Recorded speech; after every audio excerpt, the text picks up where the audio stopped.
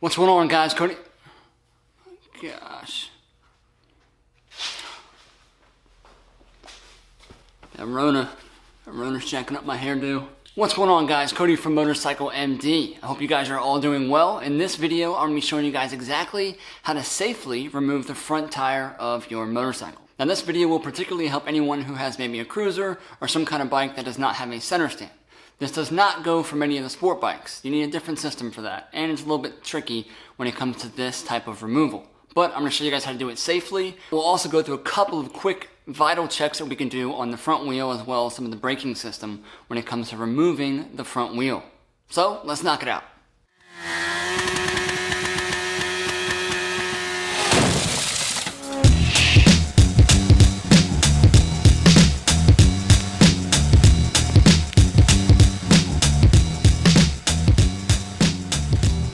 Now, the techniques I'm going to show you guys are the exact same steps that I would take to do this inside of the shop.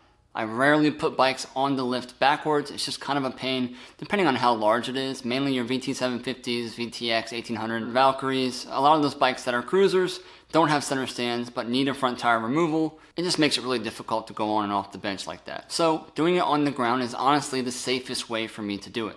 There are obviously a couple of things you'll need. Some kind of jacking system. So not a flat jack, but just a regular old bottleneck jack or 2-ton ones you can pick up at Harbor Freight or whatever. I just happen to be using a pretty heavy duty floor jack, low profile, that I use on all of my vehicles as well as motorcycles. But regardless, having a jack is obviously the most vital part of this. Having some wood or some kind of blocking system is also safe, especially if you're going to be taking this tire maybe to a shop to get the front tire and tube installed. Maybe you want to get new wheel bearings. This will allow you to have the bike up in the position that we're going to put it in safely. That way you don't come back overnight and find that your bike's on the ground because the jack has leaked out all of its pressure. Make sense? Enough talking, let's do it. So the guinea pig we will be on today is this VF 750 Magna. Now, the first thing I do whenever I'm coming after a front tire is I'll always turn the handlebar full lock right. Okay? I'm gonna grab a strap and strap this down so it cannot go left. Alright, so full lock right, strap it down with something. And I don't care what you use, okay? Electrical cord, yarn, fishing line. Try not to pinch any wires. We're not going crazy tight on it. We're just trying to keep it in place, all right? Anywhere down the lower side of the frame is fine. There we go. Cool, make sure you watch your front brake switch wires. Don't bend those all out of whack. All right, so that's fully locked right. It ain't gonna go anywhere, even if we wanted it to. All right, now, I swear if I don't have the right socket, I'm gonna lose it. Why do I have 421s? The next thing you want to do is loosen up everything that you need to get the tire off. We wanna do this before we do any lifting on the bike. That way the bike doesn't fall over on us because we're underestimating how tight things are, okay? I forgot my 22mm socket, so we're gonna do it this way. Yeah. Ideally, we want a socket for the axle bolt. So, yeah. Most axles will have an axle nut on the end, and then rod comes all the way through, either out the right or out the left.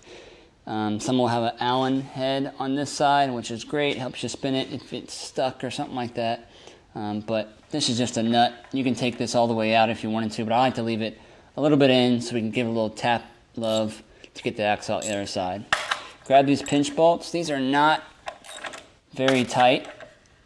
They're usually like 22 Newton meters when you go and torque them down, and they do not take a lot of pressure, so you don't need to crank down on your pinch bolts. Okay, there's another set on this side.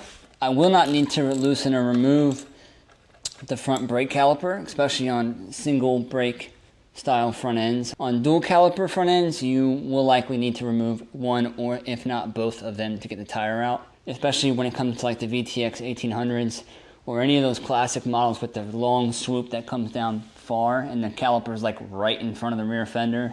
Be very careful with those because the calipers can swing back if you're removing them and it'll smash right into that fender and chip the paint. I say all of that to say I'm not removing the front caliper. Now, next up on our list of things to do, we need to put it in gear. All right, we're in there. And don't y'all be talking trash about my fork seals, okay? They're fine. Now this bike's been sitting since 2010, slowly inching it back to life. I'm pretty sure this front caliper is locked, if not dragging excessively. Okay, and I'm going to show you guys one way to check this out once we get the bike lifted up. I still have the bike on the side stand, we have it in gear. All of our bolts are loose that we'll be going after. If you're going after the caliper and you want the front wheel removed, that's fine. Just loosen up this stuff before it comes off. Loosen up your lock here, loosen up your caliper bolts, whatever you can to ensure the safety of you removing these things once the bike's or the front wheel is off. For those of you who do have a cable mounted tack that goes to the front wheel, there's a Phillips head screw right in the back of that. Sorry for the lighting, but you can go after that and pull this off pretty simply, or you could just leave it on, okay? I'm gonna show you guys what we can also do with this cable while we have the front wheel off. All right, so now, grab our jack and find a place that we can lift the bike up. Now, as far as where I would like you to lift it up at, or where a safe point is, obviously, the further back you go on the frame, the more dangerous it's gonna be. Ideally, we wanna be as close to the front of the frame as we can. This is where a majority of the weight is. We're gonna put a lot of weight on the side stand as well as the tire. It can act as like a pivot point for it to go back. So if you think logically, don't ever go back closer to the same parallel as that side stand, okay? I don't wanna lift it up back here because the bike's just gonna topple over. That's not smart, okay? So try to keep your jack somewhere close towards the front, on the foot peg in this area here, and close to the front of the frame. So there are about 1 or 2 places that I can actually grab onto to lift the bike up. One of them is not your header, okay? Just don't do it, all right? But I do have obviously a nice solid frame here. Ideally, I wish my jack had a little bit taller feet on the sides. The one that we have at work has some pretty deep pockets. I also think that the rubber is gone out of that one at the shop. That's why these ones are so low, because the pad's sitting on it. I like to have that little hook right on the end to grab onto certain areas. Regardless, we have a lot of weight on top of this jack. It's not gonna move. It's in gear, we're good to go. So I can grab right onto the bottom of this frame here. I don't really wanna be on this curve at all, so right by this front bolt, I can even grab onto, if I can get the lip of this to hit on this bracket here, that's fine, it'll hold that, but I don't think that's really safe for my jack. So I'm just gonna go right up underneath the frame and just kind of center this right on that frame piece.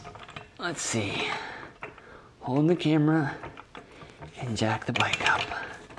Hold the camera and jack the bike up. Okay. All right, I got it a little bit too far forward. It's gonna hit the motor a little bit. I'm gonna pull it back. Lower the bike. Hold the camera. Jack the bike up. See? No good. I'm on that little fin hanging off the motor. Why would they put that stupid fin on there? You want to play? Okay. Gorgeous. Not hitting that fin. Plenty of room for it to hook and hold on to it, and I have a pretty far angle away from that kickstand. Here's a little bit different reference point as to where my jack is compared to the side stand, okay? We're way in front of the side stand, that's where we need to be. I'm gonna jack this up. Once I see some movement out of that front tire lift, I'm gonna stop right there and we're gonna check some stuff out. I barely even lifted this thing up. Sometimes you got to go a lot higher when you have the bikes, like the classic model style bikes, and the fenders are real far stretching outward. You're gonna need to go a lot higher to clear that tire. Okay, I'm gonna show you guys a little trick with that as well. But obviously you don't wanna keep going until the bike falls over on its side. We're not trying to do that. Once I get the tire off just barely, I can shake the bike around and make sure it's not gonna fall, okay? This is not gonna go anywhere. I guarantee you it's not gonna go anywhere. All right, so I can bring this up a little bit more. That's really more than enough of what I need to get the front tire off, okay? And the bike is secure. This is locked down. I have it in gear. A lot of the weight is going towards that back angle where the side stand is forward. And the side stand, the way that we have pivoted it, it's not gonna roll itself back into the frame. So one thing I can check right now for my own sanity is the brake dragging. This noise is normal, okay? I don't think I've ever heard a front wheel that spins and does not make some type of hiss or brake noise while it's rotating. If this goes and comes to a stop, we have a little bit different issue. What I'm gonna do to check the front brakes to see if they are kind of holding, releasing, slow, whatever, I'm gonna apply a bunch of pressure to the front brake. I'm gonna hold it for about 5 seconds. I'm gonna release that and immediately spin the front tire. Oh yeah. That caliper is having some trouble. We're actually getting into this bike inside the membership in the inner circle, and that's going to be one of the things we have to do. The front forks, the caliper, to make sure all that stuff's working right. Probably this top master cylinder as well. But I'm glad I checked that. I know for sure that my front brakes are locked up. A couple of taps on the front caliper, and she's going to spin freely for now, so I can move it around. So on these axles, there's usually a little cutout hole that drills all the way through there that you can kind of stick something inside of to help you spin this around. They may have an Allen head there or whatever. Use an old screwdriver or something that will fit into the hole so you can move it and kind of pull it and wiggle it outward. Remember that I left that axle bolt in on the other side. That way I can hit it, a couple of taps, and it should move right out. Okay, there's our axle bolt there. Now would be a good time to make note of any spacers that you have. I like to keep the right side stuff on the right side, the left side stuff on the left side. Or actually it'd be right side stuff on the right side, left side stuff on the left side. And this footwear is very important when it comes to doing your front tire. Very important. Comfy slips all the time. Now, some tires, some wheel assemblies are a lot heavier than others. I like to usually stand right over top of it and kind of put some pressure upward. It makes it a lot easier to pull that axle out. If you have some nice boots on, you can kind of put your feet right underneath it and keep pressure upward. When you take it out, it makes it super easy. It makes it a lot easier when you're going back in for that kind of method. Regardless, this should come out relatively easy. So I'm just going to twist this, and as I'm twisting, I'm pulling that way. And there's our nice clean. That thing is super clean. There's our axle. I can take this, come out in the caliper with it. There's my wheel speed sensor. So what I was going to say about one technique to have when you're coming off with a bike that has a very long swooping fender, like on the Shadow Arrows and that kind of stuff. You don't need to jack the bike up so far just so you can clear this front lip, because that's pretty high, and it gets kind of sketchier the higher you lift that bike up. Once you get it pretty high, you can actually turn this wheel to the right or to the left, ideally to the right. Okay, my reference points are going to be from when you're sitting on the bike. I'm confusing myself. You can pull the tire to the left, and it can actually clear that front lip before you get so high where you're like, oh man, I had to keep going up because you're hitting the front fender here. It would make tons more sense if I was actually showing that, but if you have a bike with a long swooping fender, you'll understand. You don't need to go all the way up, kind of go to the right, and it should come out of there relatively easy. All right, go ahead and take this spacer out and put it right on the ground, right on that side of the bike. So, before we go to the... before you take your tire over to... before we throw this tire in the... before we throw the tire in... Oh my goodness. Why am I acting like this entry is so cool? It's not that cool. So, before we take the tire over to our local friendly motorcycle shop to get whatever done to it, grab your finger, shove it in the hole. Wiggle those wheel bearings around, okay? If it feels gritty or sandy or like they're notched in any way, it's time to get some new wheel bearings, all right? Wheel bearings can last quite a while. Some people just like to replace them just because once they hit a certain mileage. I'm not going to tell you what mileage to do it at because it doesn't really matter. Just take the front tire off. If you're doing regular tire changes, just check them while it's there, okay? But any grit or notching you feel, that's more than likely a bad bearing. You can flip it over and do the exact same thing the other side, and those feel great. All right, so we got our new tire put on the rim, hypothetically speaking. This is a very common wheel speed sensor, okay? Runs straight up to the back of your tack, if you do have one. Sometimes they'll use an electronic system, or they'll use this cable system. Very, very common on a lot of different motorcycles, okay? This white piece, you can grease these, okay? You can clean all this grease up, clean up inside of there. There may be a shim down at the bottom. You don't need to mess with it, just leave it in there. Feel free to lube this up with some kind of light grease. I wouldn't do something super, super tacky or heavy. Just something light, okay? And you can shove that right back down inside of there. One thing I also like to do is to make sure that this lip is nice and cleaned up. If I was actually going back together with this bike properly, with all new stuff, this would be spotless. It would be all shiny metal again, and I'd have fresh grease inside of here, and I would have cleaned all this stuff up. Okay, these feet catch onto a piece onto the front wheel, and I'll show you guys that when we put the front tire back in. Now this cable that runs straight into it has a Phillips head screw. Let's go ahead and crack that off. Now this piece right here is plastic, so be careful when you're going back in with this screw because you can crack this and split it. Just be mindful. You don't need tons of pressure down on here because you will break it like a big dog. All right, screw, this piece will come right out. Okay, it has a little O-ring on it. Now, so you see this little dial here? As I spin this white part, it hits a gear down inside and spins it, all right? That connects to this cable inside of here that has its own little cutout for our wheel sensor. Now this speed sensor cable has an inner cable that I can pull all the way out, okay?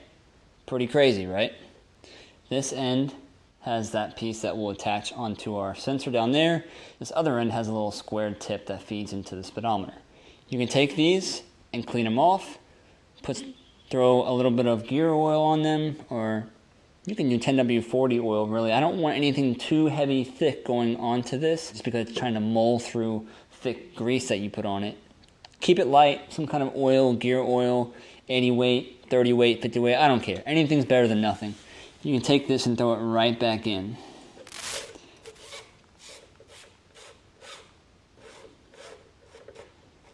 Okay, you'll know it's all the way in when it goes all the way in.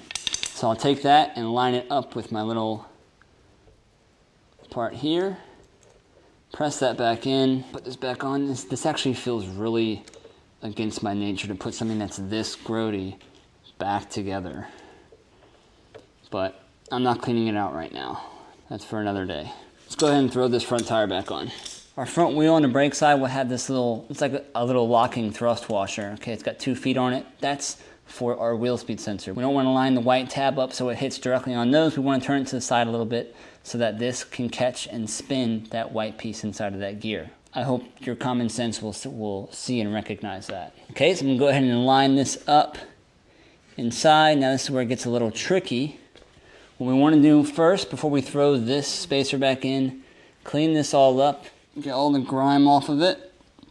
You can actually polish these up so they're shiny. They look pretty good. And I'll usually take a little bit of some contact cleaner and just kind of wipe the inside of the seal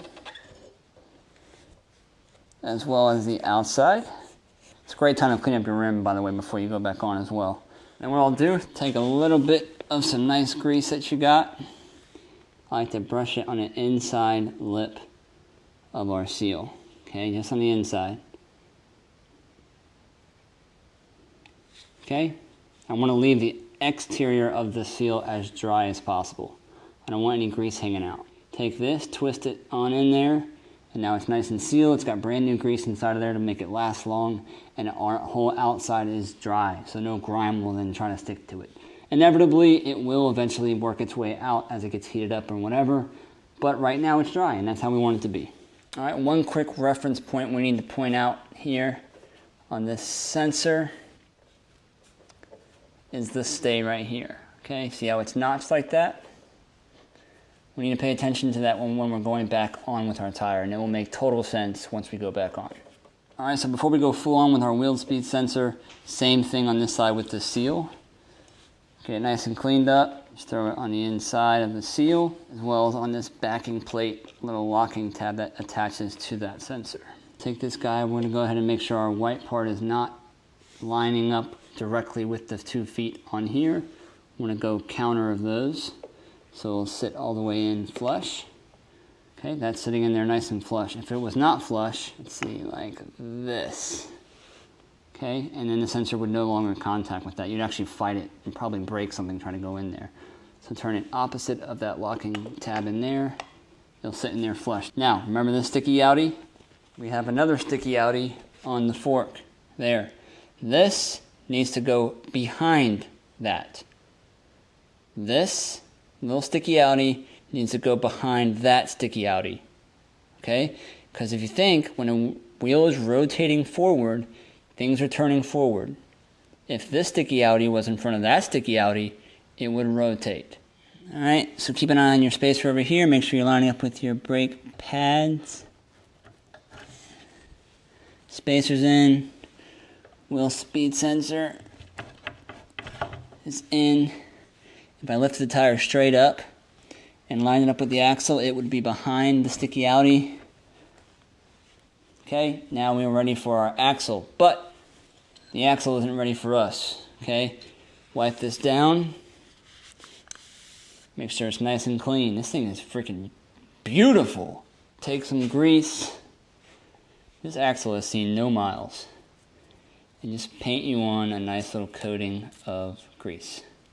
Axles love grease. And you love axles, okay? So grease your axle. I could probably do a little bit more, but this wheel's gonna come right back off again. This is actually pretty pointless.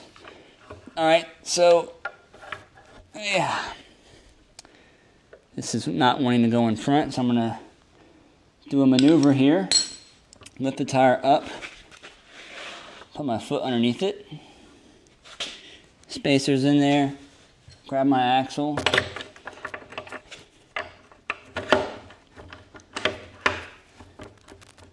Okay, now our axle has a little bit of a lip on it. Okay, so you're gonna get caught on there just because of the weight of the wheel pulling down on the axle. So it's gonna get caught there. So we gotta lift the axle up enough so that this axle will go all the way through. Pay attention to this side, because right now my wheel's kind of doing this.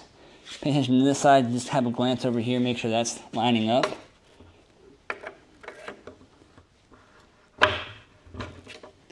Okay, all the way in. And just for reference, the placement of the sticky outies.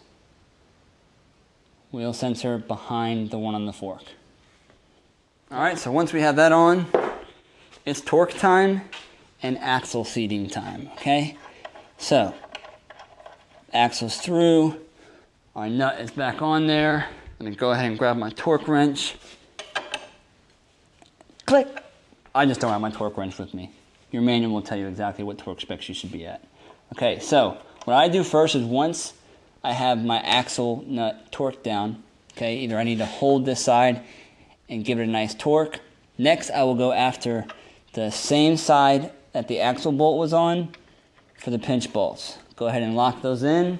Take these and tighten these down after I have torqued my nut down for my axle, okay? Then we can go ahead and lower the bike down. Notice that I still have not torqued that other side of the axle. Take your lock off your handlebar, pump your front brake up, okay? I wish I didn't do that on this. The moment you put your front tire in and it's all locked in, go and actuate the front brakes, okay? Trust me. Now, what I'm gonna do is I'm just gonna have the bike in neutral, hold the front brake, and dive the suspension down, okay? Maybe roll it back, hit the front brake, hit the front brake again. By Honda standards, that axle is now seated. Now we can proceed to the right side of the fork leg. Oh yeah, huge shadow. We're going no hat. Oh yeah. Perfect. Listen, if it wasn't for Corona, I'd have a haircut by now. Don't judge me. Anyways, I hope you guys enjoyed that video on the front tire removal. A couple of quick checks you can do when you're going to get that tire off there. Check the brakes, check the bearings, check some of the speedo sensors, re-grease some stuff and throw it back together. Let me know if you guys found that helpful. Please like, share, and subscribe to the channel. Share the video if you found it helpful. And be sure to join the mailing list if you have not already. I have a free troubleshooting cheat sheet there for you just for signing up.